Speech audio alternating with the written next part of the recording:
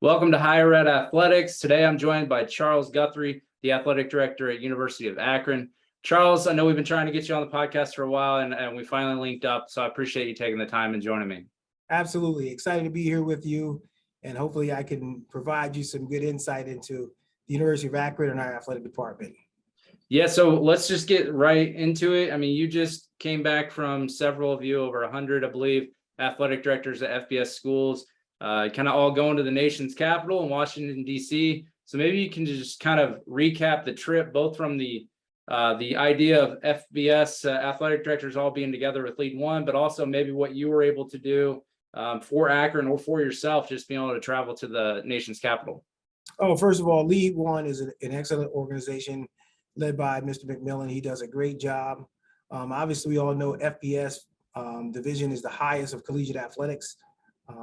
We've made a lot of commitments. You know, the 85 scholarships in football is very significant, and amongst other things we've done, the mandatory sports sponsorships. So you're at the highest level of college athletics, and you're amongst, you know, the who's who. And for University of Akron to be associated with, say, Texas A&M and some of the big programs in the room is pretty special. And I think that group, we've bonded very well together, group of five, Power Five. And as you know, many of the group of five ADs, Power Five ADs were group of five ADs. So they had to start somewhere. So I think it's very collegial. It's very enlightening. You know, you have different panelists come in and speak on the transformational committee, NCAA. So I think it was very, very, very exciting and very a lot of information there. Did you get to sightsee? Get to do anything, and maybe go see your senator or anything like that? Cool too.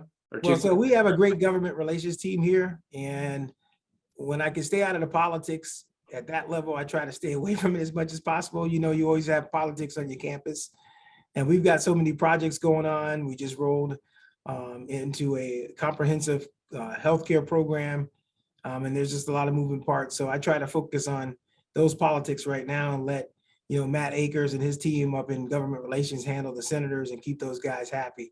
But we, for me personally, you know, I'm an avid walker. I try to walk about 2.5 miles every day. I try not to miss a day. And DC is an excellent city for walking. I was able to walk about 5 miles a day, going from the hotel all the way through the Capitol. And whenever you're in the, you know, capital of the United States, you just feel a different sense of energy and excitement, just knowing, and you start to think about all your history classes. And, you know, you start even thinking about George Washington and Abe Lincoln. And it just brings goosebumps to you that you're, you know, blessed to live in a country with so much going for it. Yeah, I remember when NACDA several years ago was out there in the DC area, and I was so excited because I hadn't been there really since probably my elementary field trip or whatever. And but I'm a history buff, so I had a great time, and just kind of being able to walk the steps of the Supreme Court and, you know, seeing the White House, stuff like that. You can't really miss that. So, and I remember you were a walker because I started following you back when you were the AD at Green Bay, and you would always be walking through Lambeau in the city of Green Bay, and I always thought that was cool. And, you know, everyone made a big fuss about Commissioner Sankey, how he was doing like a running thing every day, and I kept thinking, it's like, I'm pretty sure I see every day on Twitter he just walks somewhere, and even in the snow in Green Bay. So definitely. That's cool. So you're still doing that, because I'm sure there's gonna be a lot of snow in Akron still. So at least you're prepped. Yeah. Well, we don't have to deal with the below zero temperatures too much here at Akron. It's a little warmer down here in Ohio. And I didn't have to use the ski goggles this season, so I avoided that. And I don't have to layer as much. But I think the key to being an executive role in higher education or any space is taking care of yourself personally. And I feel like that walk is a good opportunity for me to refresh my mind, to get my mind off of just work all the time and just kind of think.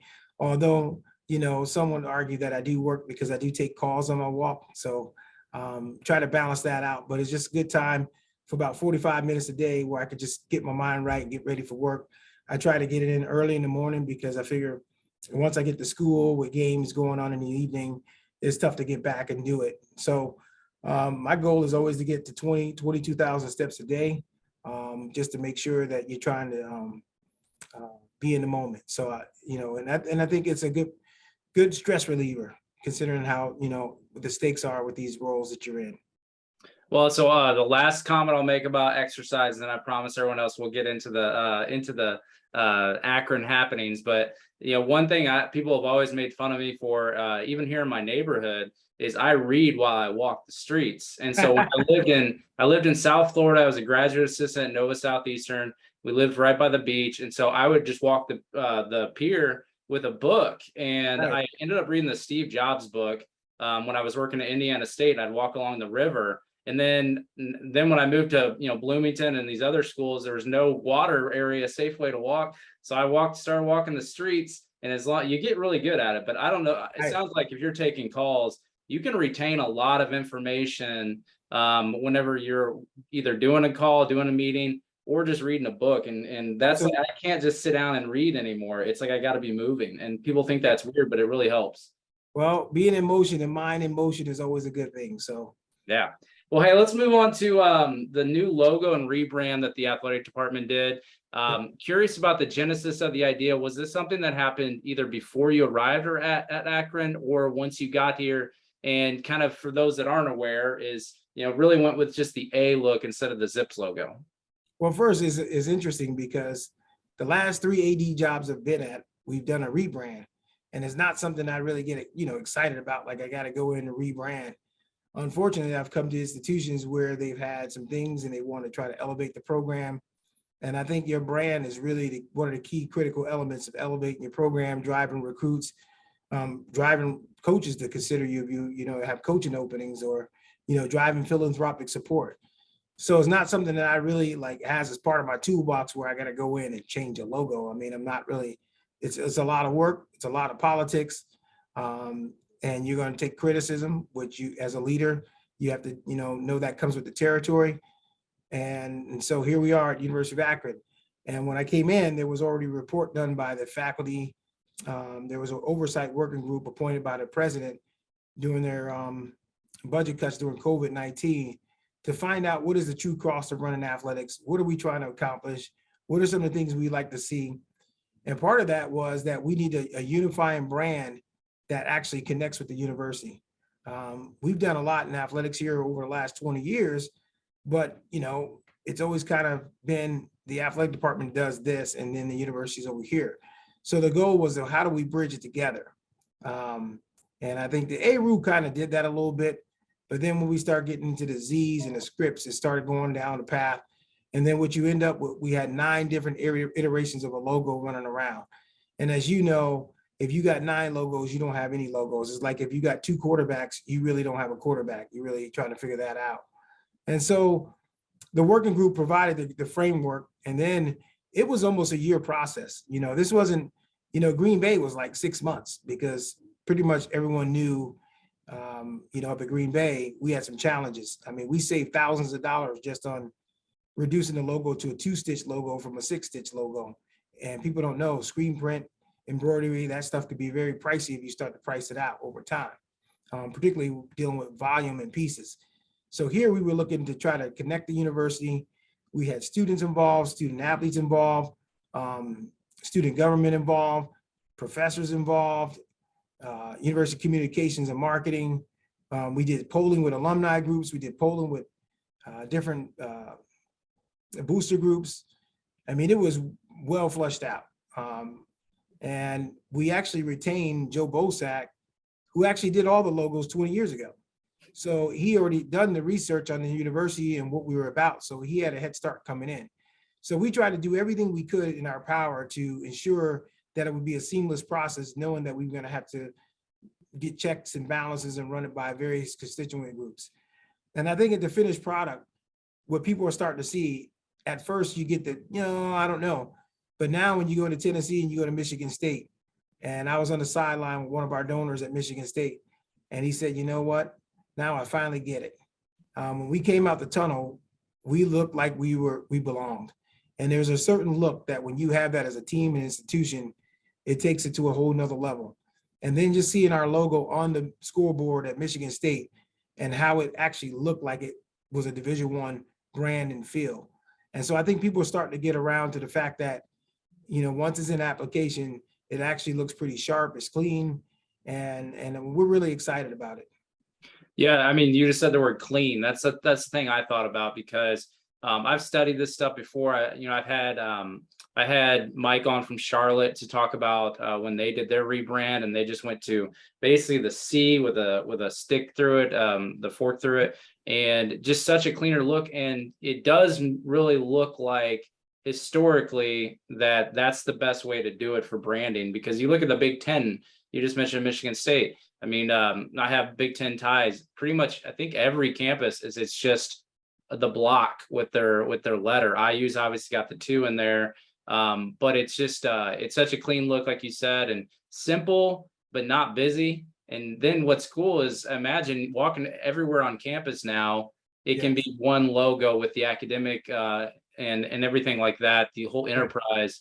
Now, Mike did share with me that you see your old logo everywhere when you're trying to turn things over. Is that process complete? Are you still having people find the old logo on buildings or in rooms and things like that? Or what's that process been like for the last year?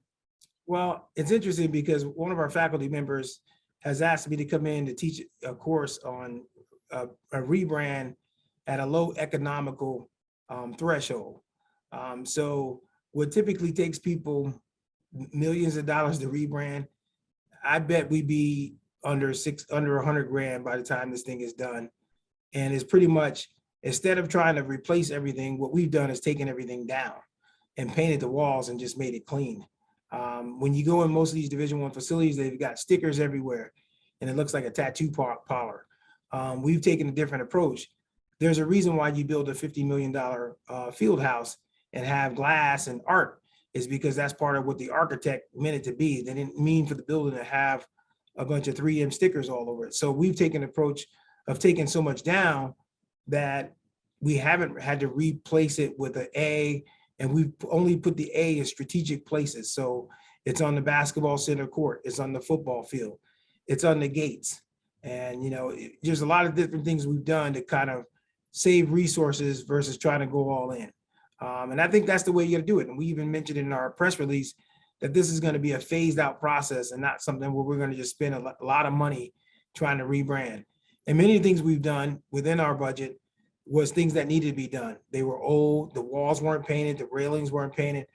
And as I said to our coaches at our opening meeting this fall, the details, you talk about the details with your teams, about the details of the difference between winning a championship and losing a close game, where the details matter and how we have our facilities set up, which means that if you see trash on the floor, you pick it up.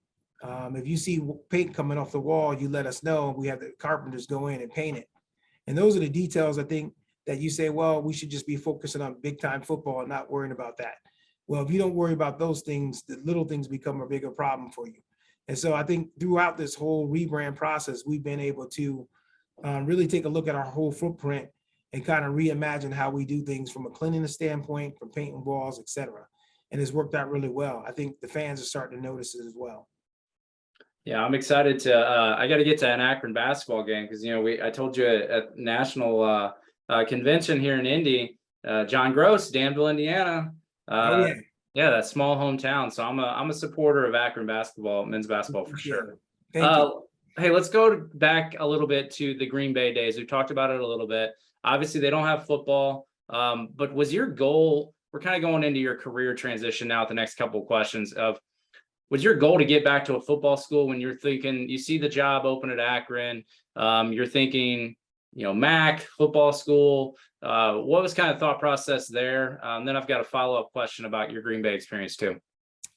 Well, I've always, it's interesting because just 10 years ago, I was letting out bleachers at a community college up in Vancouver, Washington. I'm going from a JUCO to Division II to AAA to FBS in the last 10 years is it's probably unheard of. And in each role I've been in, I never really thought about football.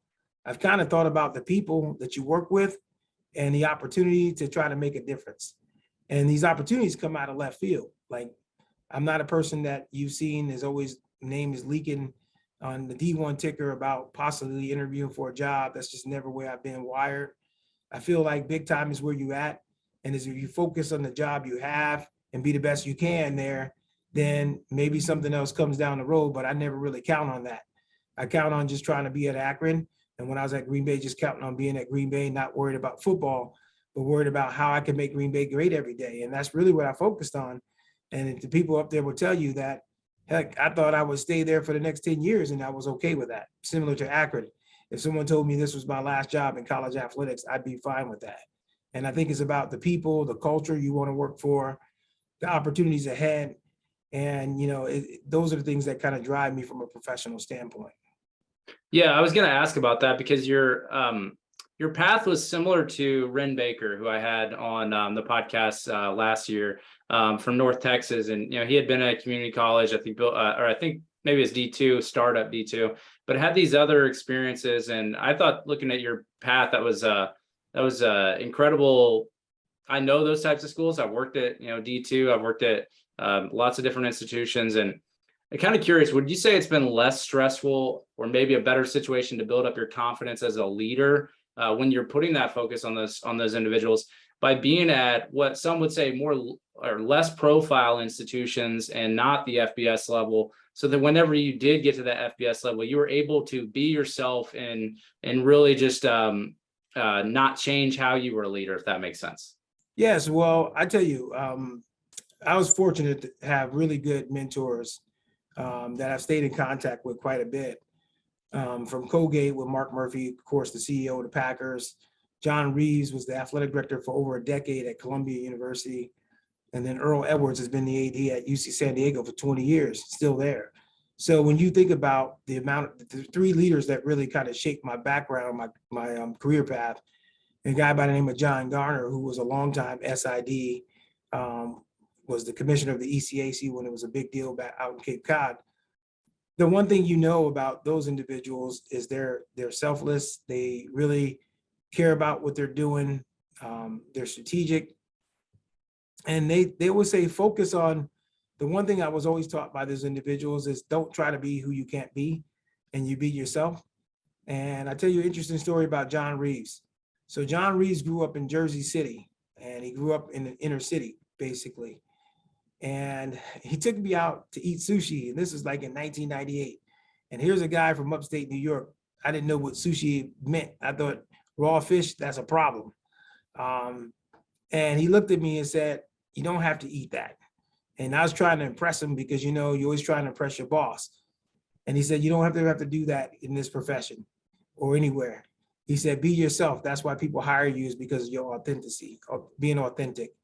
And he said, I learned a hard lesson coming to Columbia University. He said, I got out to Columbia and I grew up in Jersey City. And, he said, I was at a football game and some of the neighborhood guys came over to visit me. And I had one of those sweaters tied in a knot that they do at the Ivy League games. And he said, one of his friends ripped that sweater off and told him, who does he think he is? And that you need to be the John Reeves and don't let Columbia change who you are. And he never forgot that. And he said, as you go through this career path in college athletics, never forget who you are and don't try to adjust to people to make them feel better.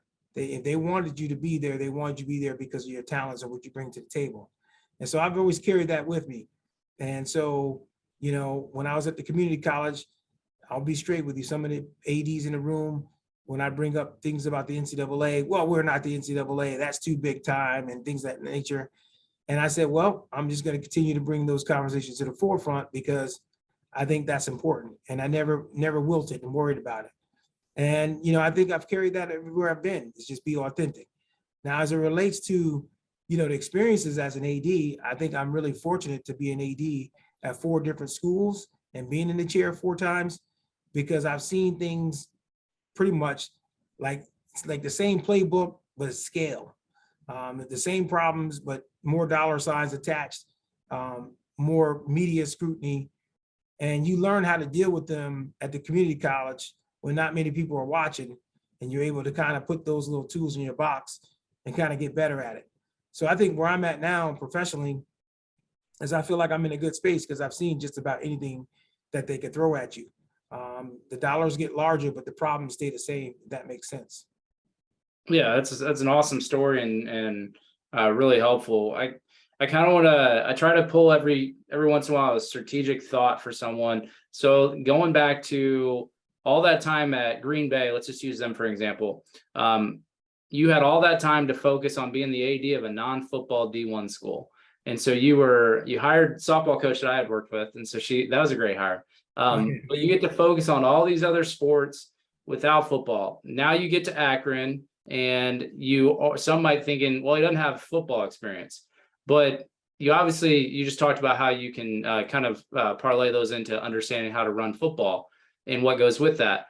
But having to put a lot of focus on football at Akron, but having that past experience of putting so much attention on non-football, how has that helped you at Akron be able to focus on football without worrying about your other sports? Because you know those sports, you know how to communicate with those coaches and what they need. Does that make sense? So just kind of curious about. I think for that. Well, I think for me, I think it's always been, I learned a valuable lesson at Green Bay.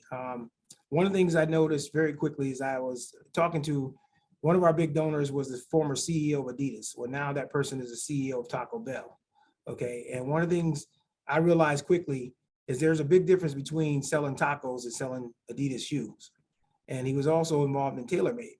And my point is he's an executive, he's a CEO, and he's able to take his talents and work with any type of brand because he just understands how the business works, how operations works, and how you move things. And I think for me, that's the approach I've taken in everything. And I never looked at it as a sport. For example, I knew nothing about Nordic ski, but that was in our portfolio at Green Bay. Before I got to San Francisco State, I knew nothing about wrestling, but I figured that out pretty quickly. You come here to Akron, well, heck, we got rifle. I mean, I know nothing about rifle. So I feel like as a CEO or an executive of a program, you need to be well-versed to say at the core of these programs, this is how they operate. And these are the goals we want to accomplish. And the goals are very simple in nature for all sport programs. You want to be competitive, you want to drive revenue, and you want to be a champion. And those things are basic, and it doesn't matter what sport it is. As it relates to football, I always laugh because they always say, we need to hire a football AD. And then you look around, the last football AD didn't have success in football. Oh, we need to hire a basketball AD, and the basketball team doesn't even make the tournament. So I think you have to be really careful when you say what type of person you want to hire. And I think you should focus on hiring leaders that could actually get the job done versus worrying about if they know about football. Well, heck, I'm not a soccer AD, and we got one of the top 10 programs in the country here at Akron. So I like to look at it as being an executive, understanding how to work within scale and move the needle. Kind of sidebar to that is, as a leader, I've talked to Brian Blair about, he's like my go-to book recommendations person. Are you a podcast for executives? There's a lot of podcasts out there. There's a lot of books to read.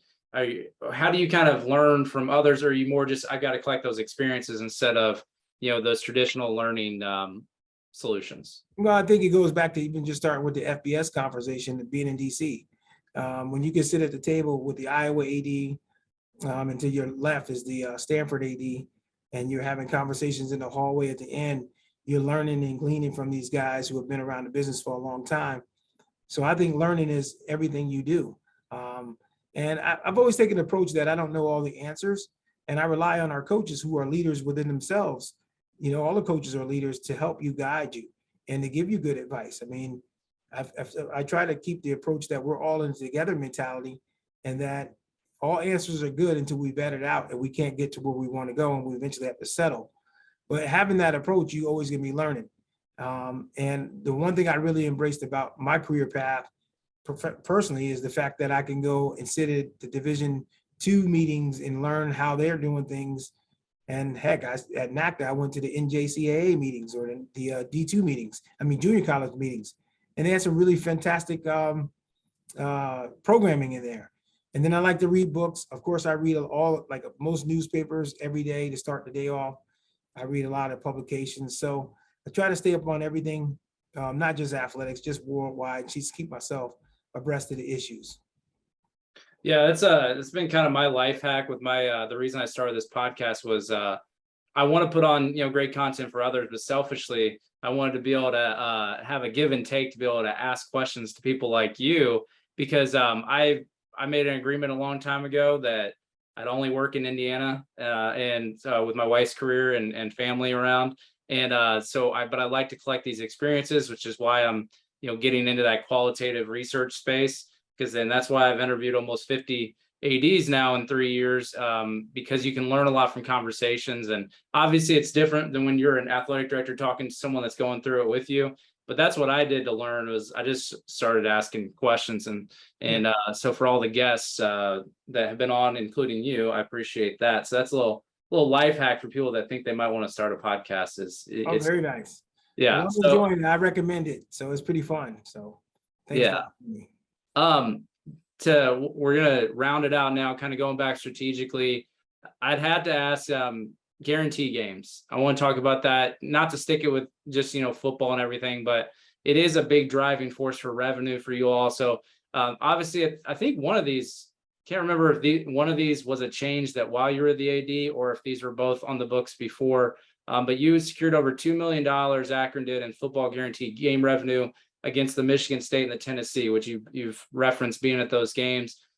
Is there a concern that in the future will become harder to get guaranteed revenue games, or will the expanded CFP actually help that? Because we've seen that switch. There's a lot of concern about, Big Ten doesn't play FCS schools anymore in the future. But thinking of the group of five and the Power Five still playing each other, is that actually going to be sustainable and maybe even grow as the CFP expands, or are they not related at all? Absolutely. I think we all have an obligation to continue the ecosystem of college football. And the FCS programs rely on those dollars. So I don't see that ending. And that was actually something that we talked about at the FBS meetings, to include them in the discussion as far as game guarantees. As it relates to Akron, strategic scheduling has been on my list, high priority. I feel like you got to schedule to where you are as a team in all sports. Unfortunately, football schedules are done out 4 years in advance, and it kind of puts you in the box. Every game was scheduled that we played here prior to my arrival. The Tennessee was a late add, and I think we had New Mexico State teed up, and we went for Tennessee. And I've been under the mindset, kind of like Coach Snyder at Kansas State. I think he might have been the one. I think the way they were doing things might have spearheaded why you'd only count one FCS. So don't quote me on that, but I know he was part of that deal where he was scheduled, 4 wins right off the gate. They come into the season and turn their program around. And I feel like to get momentum with fundraising and ticket sales, to turn your program, you got to schedule accordingly. And sometimes you have to take pain at the pump, which is maybe you're not going to get that $1 million, but I think it comes back in two folds when your teams are having a lot of success. And then the mental psyche of our student athletes playing all these big time games, and you're getting thrashed at a high point, is just very difficult. And what I'm trying to do is say, hey, I'm a fundraiser. That's what I try to make my mark on, is fundraising. How can we go and drive those necessary revenues? And I also like to pride myself on being a fiscal hawk. How can I push levers within the budget we have to reduce down some costs so that we're not extending ourselves to go play all these big money games that is really doing us more harm than good, as far as trying to put a competitive program on the board. Because at the end of the day, there's a scoreboard for a reason. It's about wins and losses. And I feel like, cash is great, but I'd rather win, quite frankly, because I think winning is going to bring the cash. Yeah, I mean, that does go kind of hand in hand with the schools that we're seeing, move into the Big 12. Is I don't believe they were playing, a lot of the money games, that they were building their program up by winning. And that did kind of, I think of Cincinnati, I feel like they just kept building and building and building and had a breakthrough, and then it can help. So that's a good perspective.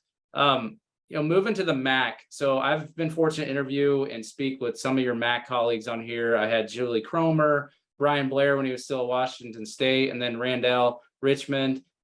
There's now 2 opening AD positions in the MAC by the time of recording this, for Ball State and Bowling Green. It sparks me as one of the most energetic and then also diverse groups of athletic directors in FBS for sure, but really outside of the the Ivy League, it's probably the most diverse as far as gender and ethnicity. For those that might be trying to vie for those 2 schools, AD chairs, what would you say that's just been kind of the best part about being in the MAC and one of the ADs in the MAC when you all get together and just really working at your respective institutions? Well, I think, first of all, you're absolutely right. We're one of the most diverse conferences in the country, along with the Big Ten and the Pac-12. There's no doubt about that. When you look at the MAC, first of all, we got an outstanding commissioner. It starts at the top. He does a great job. His staff does a great job. They're great to work around. They put on quality championships. We have wonderful meetings and dialogue. And at the end of the day, the MAC, they just know who they are. I mean, we have a bus league. Our budgets may be smaller than the Mountain West, but all of our teams are taking buses to games. So when you start looking at travel for MAC schools versus other leagues where they have to get on planes with softball and some of the smaller sports, those costs start to rise. 2 nights here at a hotel, a flight here, it gets really pricey. So we know who we are. The quality of play is outstanding. You've seen some of our football teams have some good success. I mean, Eastern Michigan took out Arizona State. You see our teams constantly last year in the Sun Bowl. You had Central Michigan knock out Washington State. So, we always raise the flag is what we call it when we beat a Power 5 team. But it seems like every time you go to Twitter, that flag is always raised. I mean, because our teams are just very good competitive wise, from football to basketball. It's just a great league, hands from top to bottom, a lot of competitive programs. And all the ADs are very collegial, and they're great to work with. So that's my plug for the MAC. Yeah, I visited some of the schools over the years. I have this hobby where if I'm traveling somewhere, I got to find the school to stop and check out I like checking out historic buildings, getting out, walking around. Obviously, check out the athletic facilities. And recently I did this. I had to go to North Carolina two times, 2 months in a row. My best friend's bachelor party and then his wedding, and I stopped at like 20 schools, I think, between the 2 trips. One of the times I stopped at Ohio, and I felt like it was like the campus was, and I know there's a lot of students there. It was almost like a miniature Purdue University campus. The basketball arena looked the same, and just some of these. The MAC has always been innovative, but it's also, like you said, it knows who it is. It's always kind of been the same footprint as the Big Ten. Until you all, maybe get someone from California, if you guys get anyone to join the MAC from California to keep up with that identity. But I've just always been impressed with the MAC, and there's a lot of talk right now about the Sun Belt, but just from all sports perspective, the MAC's just always been just kind of up there in the upper echelon, in my opinion, of schools that know who they are. And then we talked about branding at the beginning. All those schools are very well branded. Yes. That's the other thing that I think going to the Block A, where, if I'm not mistaken, a lot of the schools in the MAC kind of have a similar brand. And so, I can't say enough good things about the MAC. That's why I've been fortunate to have several of you on here. I want to kind of end it with the biggest challenges going on. We've talked about several of them. You all were obviously in DC talking about some of them, I'm sure. As a MAC and an FBS institution, what would you say are 2 or 3 of the biggest challenges right now in the first year after the pandemic and the ongoing transformation committee that maybe we're not putting enough of a spotlight on? And then my follow-up to that is, with the transformation committee taking so long, and I understand they're keeping you all updated, and one of your fellow ADs is a co-chair, does that make it harder to plan for things and understanding what the future is going to look like as the transformation committee is still doing all of its work? Not necessarily. I think the transformation committee is one set, that's a bucket over here, but there's day-to-day business that we have to continue to do. I mean, we can't lose sight of that. We're still part of the NCAA.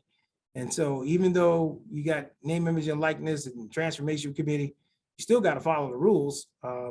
Last time I checked, there's still an NCAA manual. So I think we can't lose sight of that and keeping compliant. I think the biggest challenges for everyone is, what is the future of college sports? What is the new model going to look like? And I think we're all trying to prepare for that. But, it's also excitement. I'm a person that likes change, and I like excitement. And I also think the number one piece for facing the NCAA and its member institutions is leadership. And that was one of the roving themes at the FBS meetings, is leadership and how we set governance structure up to reduce bureaucracy. And I think you've got a lot of great athletic directors in this country, and people just want to know the rules of the highway, that they're all consistent. And when the ball is tipped, we all have a chance. And there was a lot of talk about what bounds us together. Well, if March Madness bounds us together as 300 plus Division I schools, what does that look like? And so I think we're going to figure it out. I don't think the sky is falling like everybody thinks it is. I think, making sure we keep our students safe. I think mental health is something we need to continue to keep an eye on. And I also think we need to keep an eye on graduation rates and APR. With the institution of the transfer portal, people are leaving. We had a student athlete leave with 1 semester left to graduate. I get the basketball or football or baseball or soccer piece. But when you have student athletes not too far away from graduating and they're right at the finish line, ultimately that's the goal. That's what we all signed up for. And I just hope we don't lose sight of that. Yeah, I cut my teeth as the eligibility person. And so I was in the thick of it with all the transfer evaluations and the portal activity and PTD and APR. And the biggest concern is that you still have to, graduation is going to suffer because you're going to be forcing people into certain majors because you still have to hit percentage. And so I don't know how you do that. That's why I think that the transfer portal is great because it allows anyone to transfer, but it seems like such a big issue that you can't just say responsibly, yeah, go anywhere you want anytime, without understanding. And there's criticism will still be there when graduation rates decline. Everyone's gonna blame college athletics and the NCAA. So it's almost like a no-win situation. And my concern is so much pressure on these decisions to, the transfer activity. The NCAA historically likes to use graduation data, but the problem with that is you got to wait a while to be able to use the graduation data. And so that's one of my biggest issues and concerns as people start, APRs due in like a week or two for some schools. And I'm kind of concerned about that. So glad to hear that that's on your mind too. But Charles Guthrie, Athletic Director, University of Akron, can't thank you enough for being on the Higher Ed Athletics podcast. Yeah, thank you so much. Look forward to seeing you down the road.